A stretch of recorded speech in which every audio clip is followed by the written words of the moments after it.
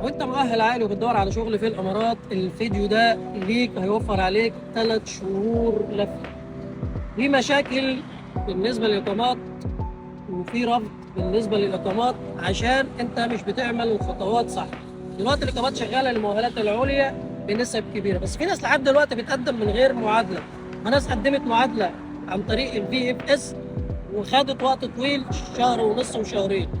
مقر الشركه موجود في مول وافي، تقدر تروح لهم وتسرع الموضوع، لان الايميلات وهم عندهم ضغط. في ناس كتير عملوا مع في اف اس. الوقت تعمل ايه لو في تاخير من الرد من في اف اس؟ حضرتك هتروح مول وافي، المقر بتاعهم تقريبا في الدور الثالث. روح بدري عشان هم زحمه، ممكن تقعد ساعه ساعتين، وغالبا 100% هتلاقي الطلب بتاعك اصلا جاهز. هيدوك رقم مرجعي وتروح وزاره التعليم العالي، هتدفع 100 درهم وتاخد المعادله بتاعتك وتقدم على اقامتك وهتتقبل 100%. طيب دلوقتي الناس اللي ما قدمتش على اقامتها ولسه بتفكر تعمل معادله، انا برشح لك داتا فلو.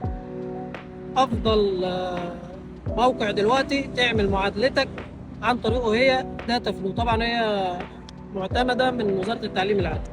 شكرا وبالتوفيق للجميع.